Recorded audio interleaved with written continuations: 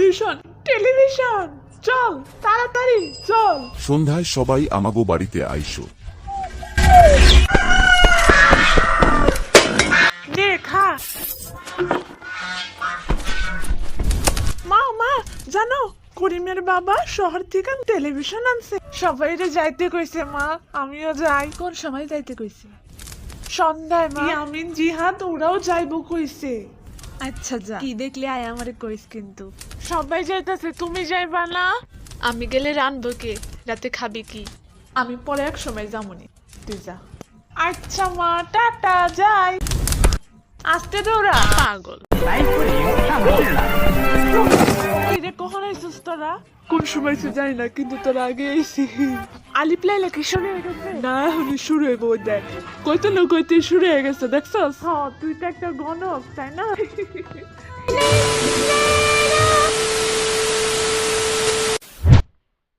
তারেক, এন্টেনাটা একটু লাড়া দাও তো বাবা।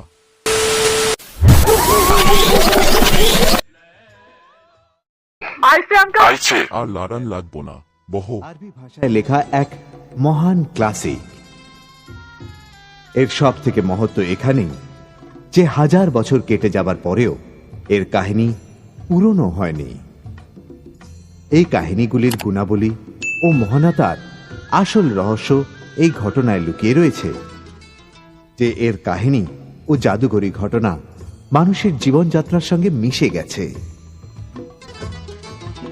প্রচন্ড বিপদের মধ্যেও মানুষকে কিভাবে বেঁচে থাকতে হবে, যে কোনো সমস্যার মোকাবিলা কিরকম সাহস ও সততার সঙ্গে করা উচিত, অভিভাবকদের প্রতি মানুষের কি কর্তব্য, স্ত্রী, সন্তান, বন্ধু ও অন্য মানুষদের কিভাবে ভালোবাসতে হয়, আর শত্রুদের বিরুদ্ধে সে যদি জিন হয় অথবা অসৎ জাদুকর, কিভাবে মানুষকে নিজের ঈশ্বর ও আল্লাহর উপর বিশ্বাস রেখে তাদের বিরুদ্ধে লড়াই করে সত্য ও সততাকে রক্ষা করা উচিত।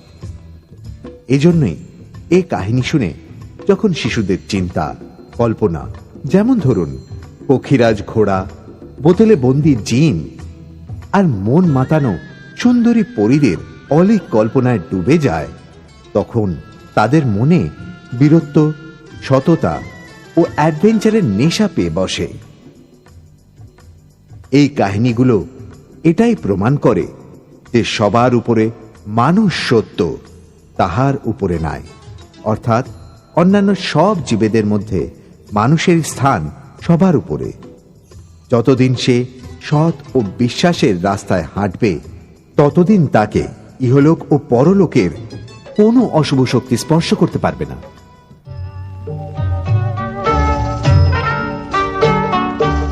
হাত পায়ে তেল পানি দিয়া এখনই পড়তে বয়। ওই তারে আব্বা ঘুমাইতেছে, আসতে কত কম। 3টা বাজে সবার পুকুরে যাওয়ার কথা না, তুই আহস না কে? আব্বা যাইতেছিল তাই। তুই 1 মিনিট খাড়া, আমি এখনই আইতেছি, খাড়া। আমিও পলাই আইছি ভাই। আমি মা পইলে আমার পোলারে কোমর যা জিলে আপনি চিনতে। আব্বা উঠার আগে আমার যাও লাগবো গা ভাই। যাই লাভ তো দে। বাপ মানে চাপ, ঠিক কইছ।